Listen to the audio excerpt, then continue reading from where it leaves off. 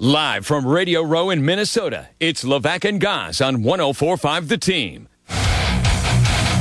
Waiting for Leigh Steinberg to join us. Of course, if you don't know Leigh Steinberg, he's what Jerry Maguire was based on. That's right.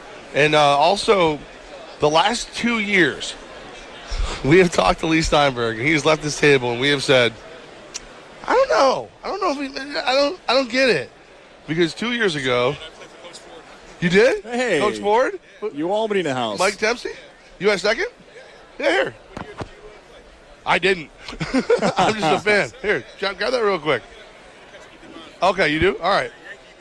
Come back down. Yeah, grab that card right there. Mike Dempsey played for Coach Ford over at Albany. We're going to get him on at some point soon.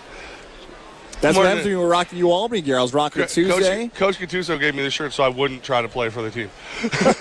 Coach Gattuso, the new coach, gave me this shirt so I wouldn't play for the team.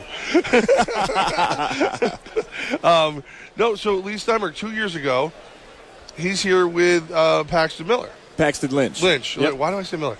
Paxton Lynch. And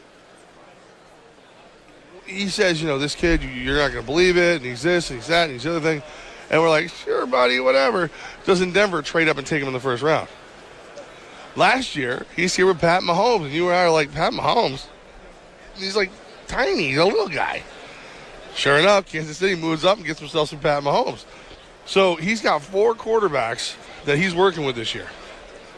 And he said, when I was talking to one of his guys, he's not positive any one of the 4 of these guys are first-rounders, but they all have first-round potential. And both Paxton Lynch and Patrick Mahomes had things that people looked at. Like when it came to Paxton Lynch, people thought, well, he plays in that Memphis offense. It's a lot different than an NFL offense. Could he mentally be able to transfer over in his skill set? Patrick Mahomes in Texas Tech was from the run and gun offense, and there have been so many other Texas Tech quarterbacks in the past that had put up great numbers, but why would Mahomes be any different than these guys of the past? But somehow, like a great agent does, Leigh Steinberg is able to wash away those thoughts from respective NFL teams. He's able to make their clients seem like big deals. Like even the Patrick Mahomes thing. You said he was a small player. I had the perception that he was a not very big player either until we actually saw him in Radio Row, and all of a sudden I'm like, is Mahomes wearing boots? Why is Mahomes' hair so big? Like little things that I didn't realize about him until his agent got him in front of the media. Then I started to think, oh, this is not the player that I thought he was. Same thing kind of with Paxton Lynch, too, though. Like, I joke around with it still on the air about I used to call him a pirate because he had that, like, Shakespeare facial hair. That's all I really knew about him. And then I see him play in Memphis, and I watch the highlights, and I'm like, okay.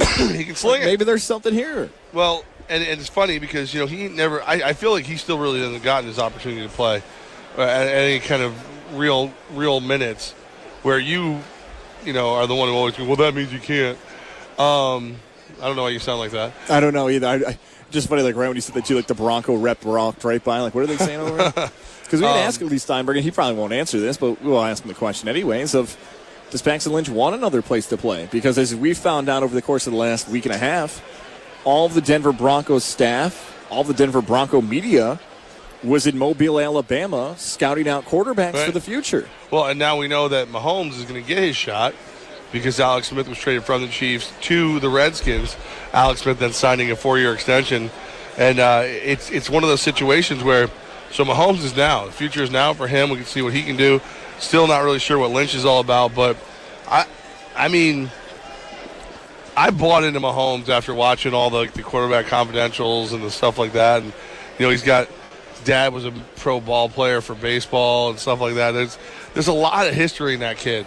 And there's a lot of swagger, a lot of belief. So, can he be the guy who makes the difference for Andy Reid? Takes Andy Reid's team that he's never won a ring and gets a ring in Kansas City. That's a really that's a really tough question. That's high expectations for someone who's really only played in one game in the NFL before. But as high as those expectations are and how you laid it out there, I think, and I said this a little bit yesterday, that why should Kansas City Chief fans think any differently? Kansas City's won back-to-back divisions. They went out and smacked the Patriots week 1. They've beaten them before. Why can't they be a team that maybe has that next extra kick and Mahomes can do things, whether it's just have a better arm, whether it's finding. Imagine Mahomes' arm plus Tyreek Hill on a straight route, go route, Kareem Hunt in the backfield. Chiefs fans should be encouraged about what they might be getting. It's going to be an interesting year when it all comes down. I mean, again, still waiting to see what Paxton Lynch can do. Maybe, will he be a starter at some point? You never know. Mark Schlereth said he thought maybe Kirk Cousins to Denver. I don't know, man. Von Miller said that this morning, too. Von Miller, we were watching SportsCenter, and Greeny's now shifted over from the radio role to the television side of it. And Von Miller sitting from you to me away, and he asked him flat out, why are you campaigning for Kirk Cousins? And I've always told you this before. It's almost awkward when you have teammates on your team and you're telling people that you want someone else to take their job. Right. Because that's really what that is. Hey, I don't think my guys are good enough. We want somebody else. Now, Von Miller and others may not think of it like that. They're trying to help their team get better. But you're publicly saying you don't want someone to be employed at that position. That's really what it is. Well, it caught me off guard. Similar to the LeBron thing when he went back to Cleveland, where he, he goes and writes this letter about welcoming everybody and all the teammates, and he leaves out Wiggins, and then Wiggins was going to be gone. So those are the kind of things you got to deal with. Those are the kind of things that super agents fix, and sadly, super agents are popular. Because we've been watching Leigh Steinberg walk towards this table for the better part of 10 minutes. It's incredible because you're watching the agent, you're like, all right, here he comes. And then he pauses because he's working the room. Like, this is an agent person, right? We might have to ask them, instead of all the questions we just laid out there about, quarterbacks and the NFL and about, this is maybe the underrated storyline of what's happening, of who's your contact, what teams are doing this, where do you see this going back into the future and into the present of how you're going to be able to handle it. How do you work a room like this full of people who, he was the first super agent, and now you got a room full of people with super egos.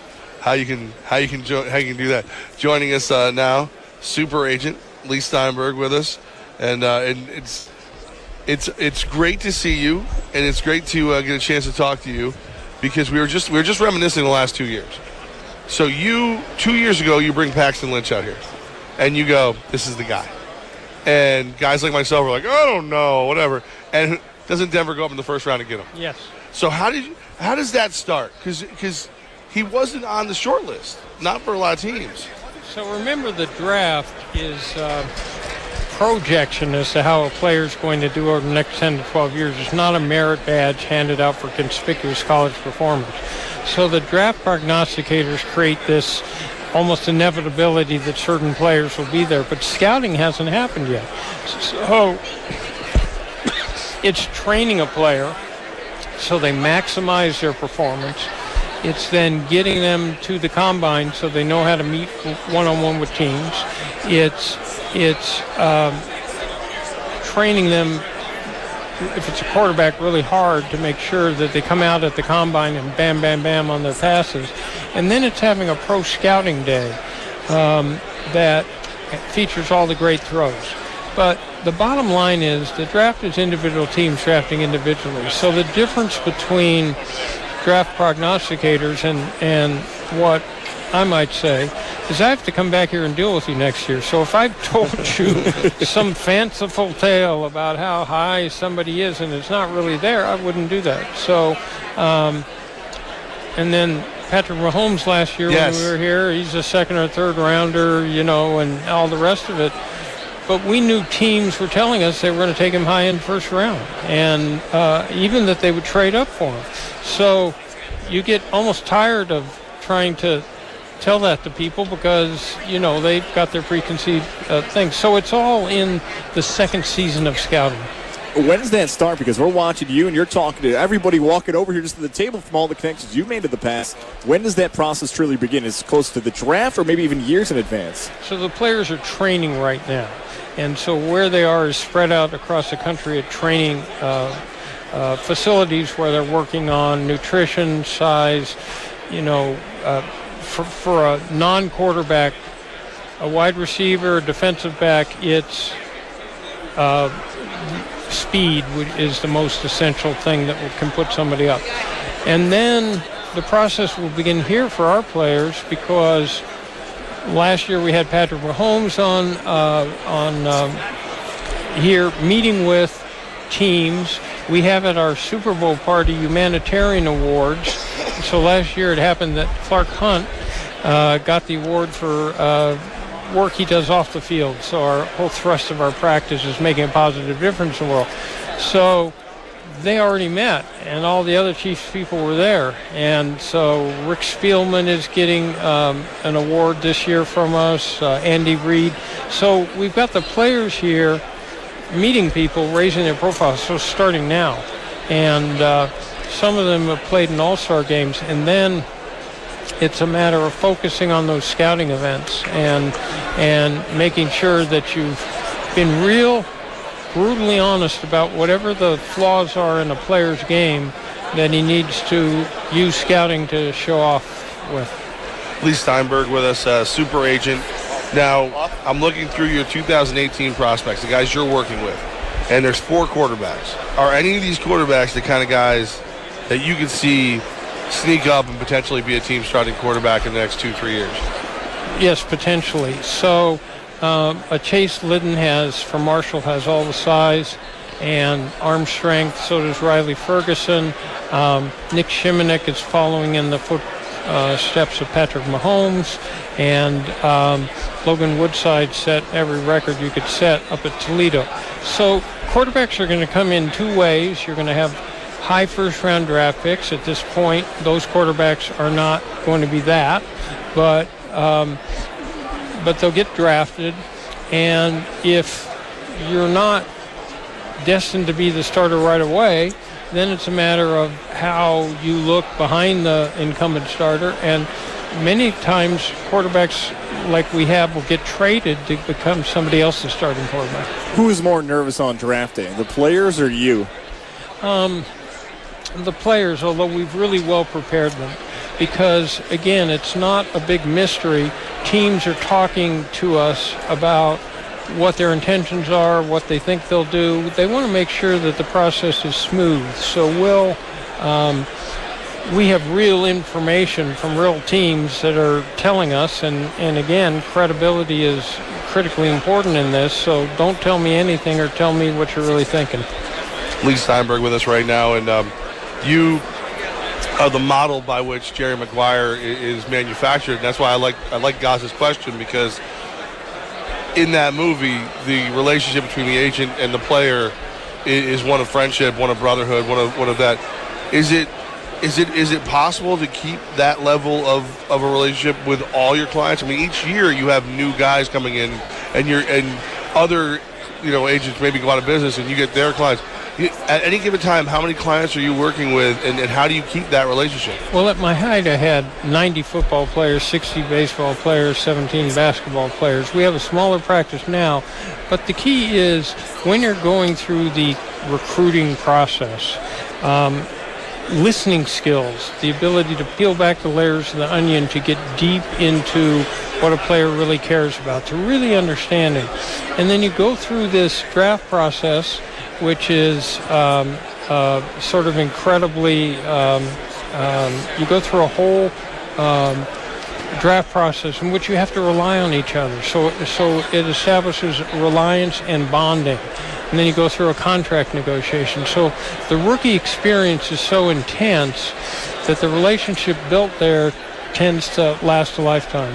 For those that may not know, especially New York Giant fans, there may be down the line, they see something like a Le'Veon Bell hold out, or maybe, who knows, in the future, Odell Beckham Jr. may hold out. What do you do as an agent? Obviously you're looking out for the best of your client, but that's almost a sensitive topic to stay on when you're trying to find the perfect value for who you're working with. So the key is to be projecting a long time before a contract's up as to the event that will happen. And if a team's willing to do an extension, then it all comes down to comparables, showing my player is statistically prolific in this way, or he made honors, and here's who the players are who are in that group, and that's what he ought to be paid. The one thing never to do is miss time. The one thing never to do is have it be a public situation, and there's ample time to do this. That is not a positive. Leigh Steinberg, the super agent. I mean, I'll be watching these guys. I like to watch college football, so I'm familiar with some of them. It's going to be interesting to see where your guys land, and then me, I'm going to be sitting there going, wow, probably a good round earlier than it was supposed to be because of Leigh Steinberg. Leigh, thank you so much for making time for us. Oh, it's been my pleasure. The factor back himself, Merrill Hodge, joins us next.